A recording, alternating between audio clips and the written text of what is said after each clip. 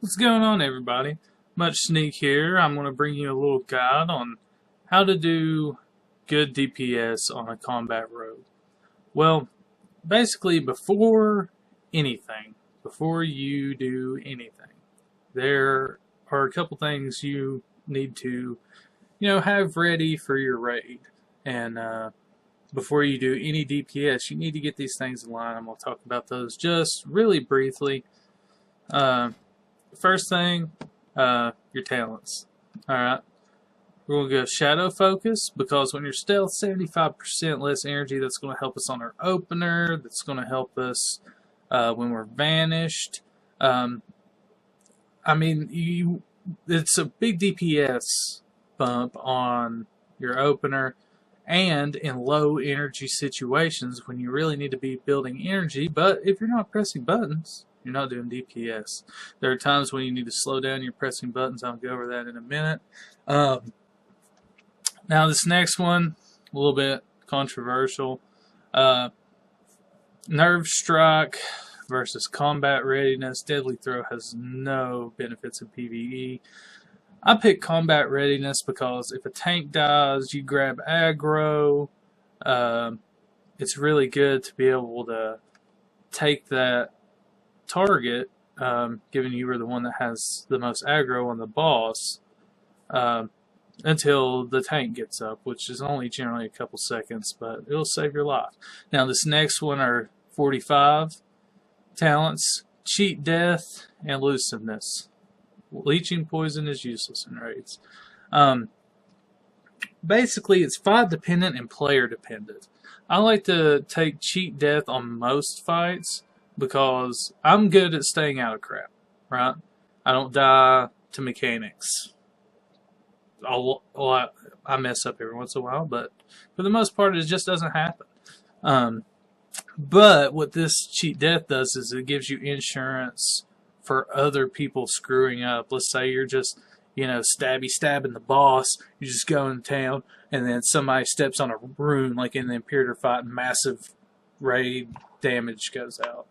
You can't plan your elusiveness for someone else's screw up. Okay? So that Cheat Death may be able to save your life.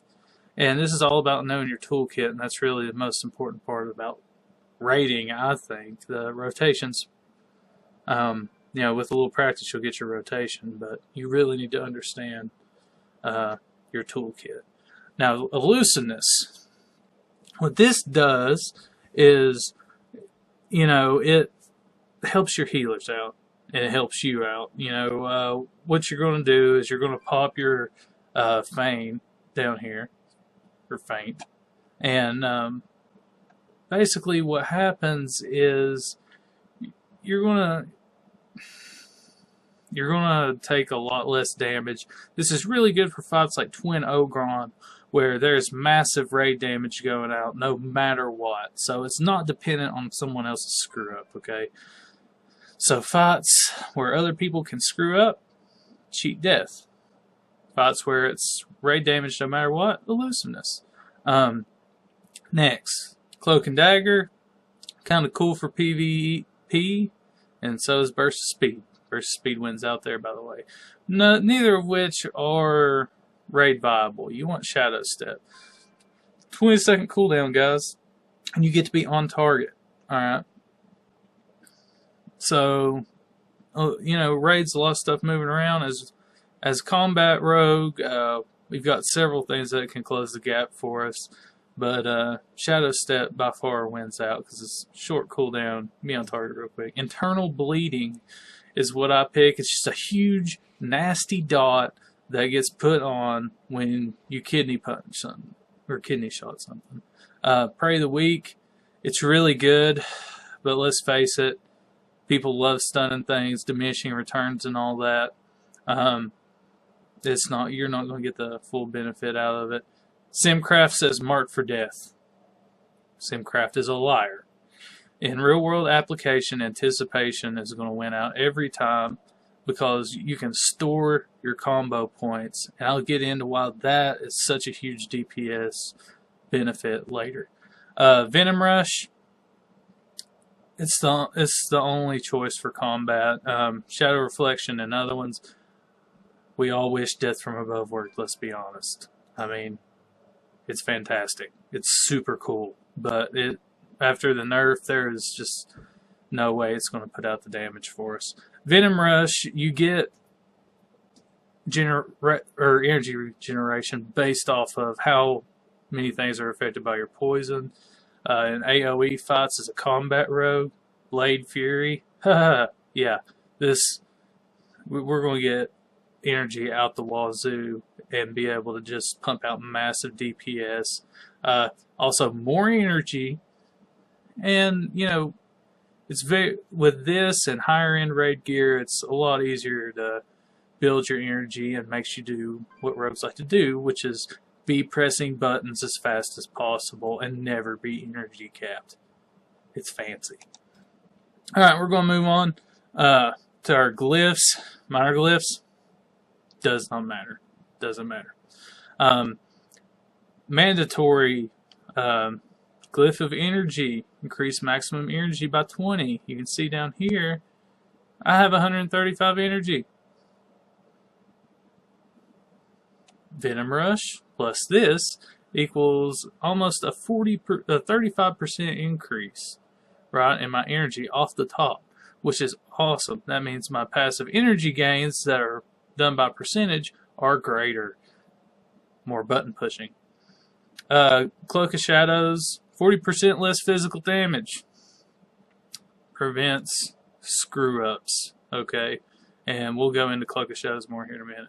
Your Glyph of Disappearance, basically it reduces your cooldown by Vanish to 60 seconds, but Stealth is no longer active automatically when you do Vanish. So basically what this means, right, is you have a window of the Vanish duration where you can use your Stealth abilities, right?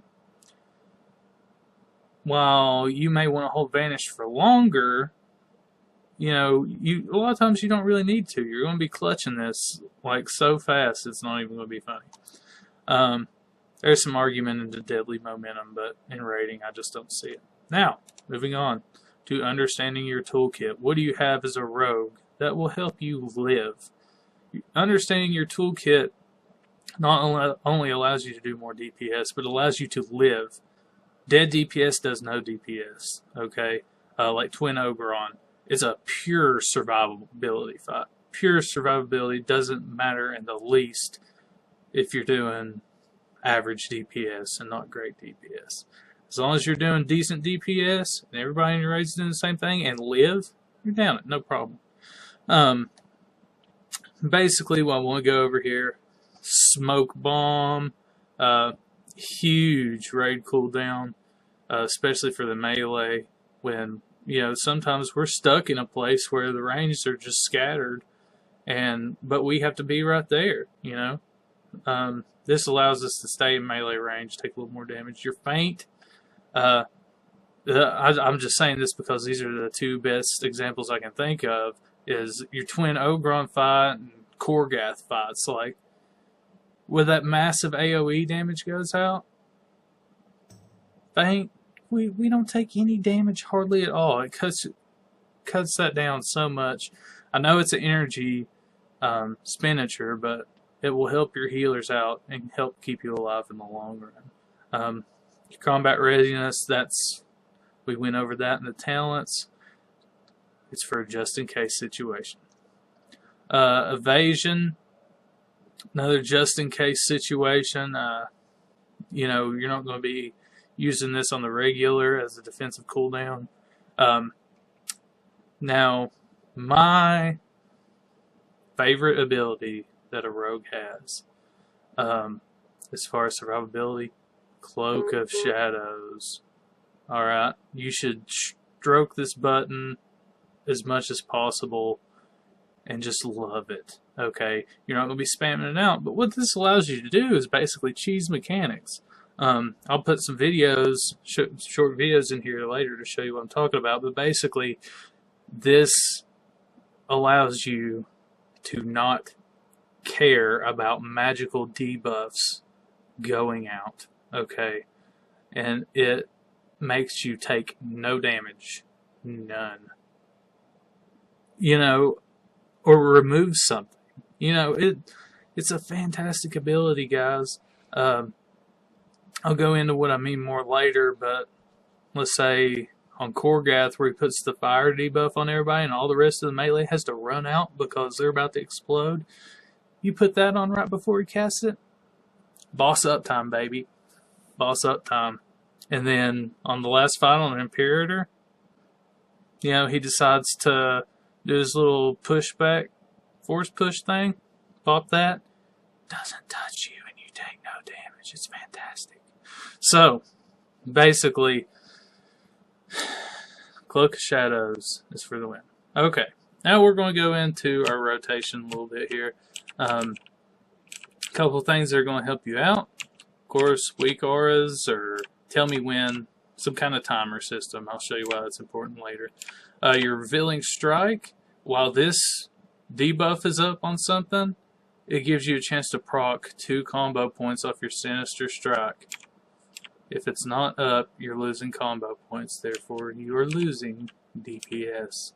Okay, now, at 5 combo point, you want Slice and Dice up, huge DPS buff, guys.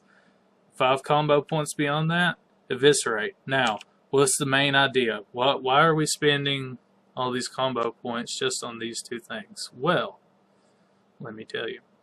Eviscerate at 5 combo points will reduce the cooldown of your Killing Spree and Adrenaline Rush. As combat, you want these up as much as possible so you can press them. Okay, because they are the biggest. Those are your cooldowns, guys. Those are your offensive cooldowns. This one just allows you to freaking stab something multiple times without interference. But do not press this if there's something bad behind the boss, because you will stand in it. Adrenaline Rush just makes you basically generate energy out the wazoo. Okay. A couple other things. You want to be potted and flasked, which I'm not. I've got raid here in a little while, and I just don't want to be wasting them, honestly. You know, countdown's coming. Pop your potion on 2, that way you have another one to use during the fight. Alright, so basically, I'm going to start every fight stealth, of course. Tank pulls, okay. You're going to shadow step. So you're behind your target, right? You know, behind your target's where you're going to do your best DPS, has no chance of being blocked or parried. Basically, you're going to start out with your ambush, into Revealing Strike, Sinister Strike, and then you're going to put up your Slice and Dice, okay?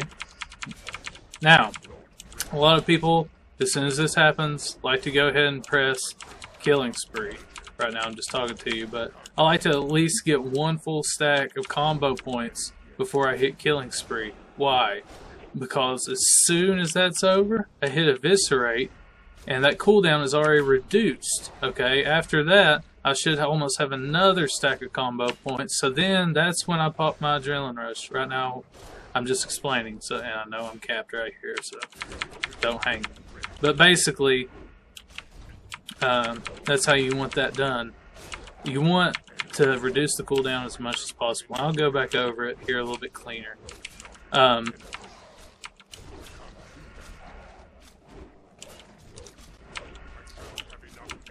Okay.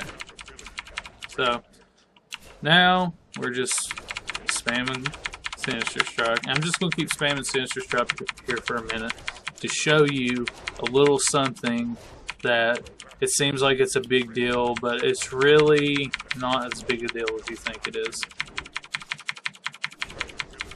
I'm going to go a little bit more into stuff here briefly, just give me time. This! The big, fancy red blades of awesomeness. Deep Insight, okay? So, basically what this is saying is you get this huge damage buff. Damage dealt increased by 30%. Some would argue that you need to save your cooldowns for this, and I think that was the original design. However, that's not how it works in the real world, okay? So, what's going to happen here? Basically, very, very seldomly is that going to work out. Okay, now you may have noticed my adrenaline rush was timing down, right? It had about 5 seconds or less. Basically, what that means is it's about to come up, right? Well, that's a good thing, okay? So, I want to get it at 0, right? And if I use my 5 combo point eviscerate, it will be at 0, correct? Yes, but if you can hold off and just, you know, hold off on that for a few seconds, right? You're going to store combo points. Therefore, you may be able to get 2 whole eviscerates off, okay?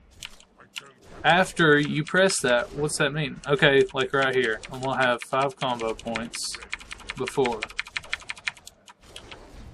Well, that's a bad example because I had to refresh my slice and dice. But, let's say this is counting down 10, 9, 8, 7, 6, 5. See, I'm still building combo points. 4, 3, 2, 1. It's up. Now look, I have 9 combo points, right? So, bam, bam. Look, that is already almost a quarter of the way back down because I just held off for a few minutes, built some energy, built some combo points, right? Okay. I think I made my point clear about that. Now, where do you want to use... I'm building energy pretty quick, right? I'm pretty well geared. I've got enough haste to produce a lot of energy. And honestly, this first tier, don't get me started with gearing for combat rogues. But, your vanish is when you are just like dwelling in negative energy, right? Like, you just can't do anything. You're going to press it, and that 75% cost that we've got from our talents from the shadow focus is going to cut that down and automatically use your preparation. That way your vanish is back up and it's on preparation's on its cooldown. So I'm gonna go over here and like actually do what you would do.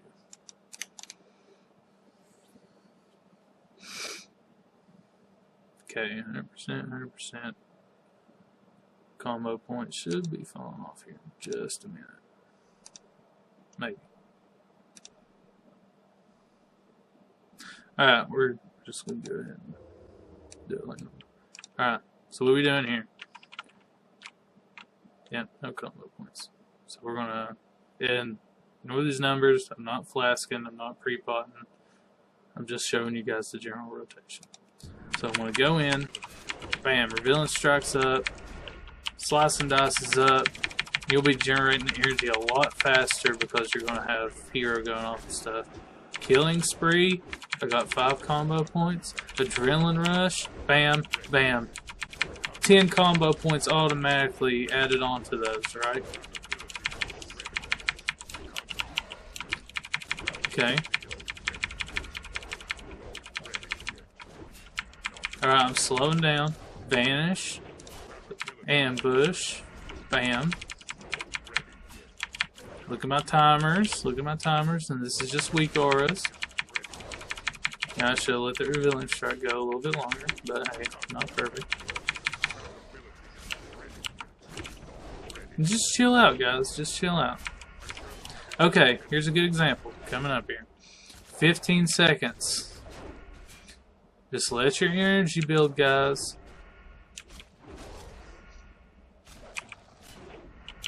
Use one if you have to, so you don't energy cap, but bam. Energy cap, bam. You're going to have enough to refresh your slice and dice, bam. Alright, that's, you were able to see there what I was talking about. AoE pulls. It's the next thing that you need to see about your combat rogue. As combat, we love AoE. Alright. Here's what we do during AoE situations, guys. Click Blade Fury. Come over here. Start your rotation. That's kind of normal. Put your slice and dice up. Now, Crimson Tempest. I'm going to put it on everything. Okay, that's the debuff you're looking for. The Crimson Tempest debuff. Okay? That's what it looks like. Basically, after that's up, you just want to make sure it doesn't fall off. Okay? And after that, just resume your normal rotation with Killing Spree. I'm not going to Killing Spree right here because I will hit that target dummy and it will kill me in the face. Okay?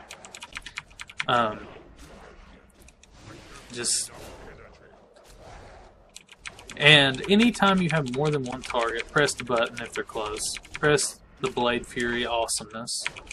Alright, and watch your DPS just... 2 targets, you want to use it Eviscerate. 5 combo point Eviscerate is more important than your 5 combo point Crimson Tempest.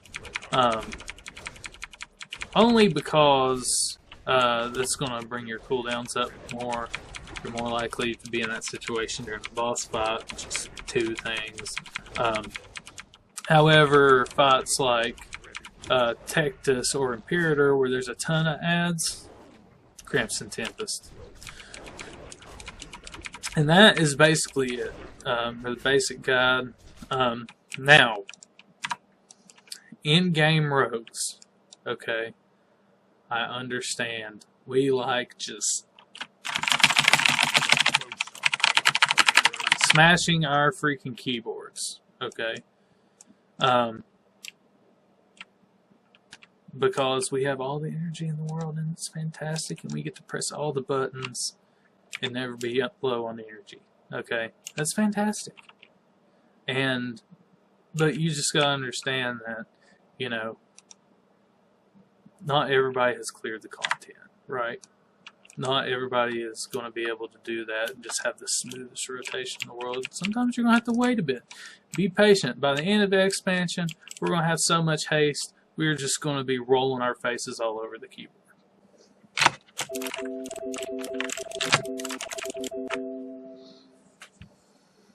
And it's going to be fantastic. But for now, beginning expect time, that's just not the case. Be sure to be mindful of your kick for your interrupts and shiv to take off enraging effects. Just, you know, be that guy that helps out your raid in that way. Other than that, guys, I'll attach a couple little videos here to show you some things that, you know, usage of the toolkits to avoid mechanics and, you know, basic things that you may want to do. Alright, thanks guys. Appreciate everything. Like, comment, subscribe, and I'll see you later. That was it. A little guide to the combat rogue, the stabby stab stab. What I'm going to do is I'm going to make another little video for you with some quick boss encounters and mechanics that you might run into. This video's ran a little long already, so I'm going to wrap it up and put those into another video for you. Alright guys, thank you. Like, comment, subscribe, and we'll see you later.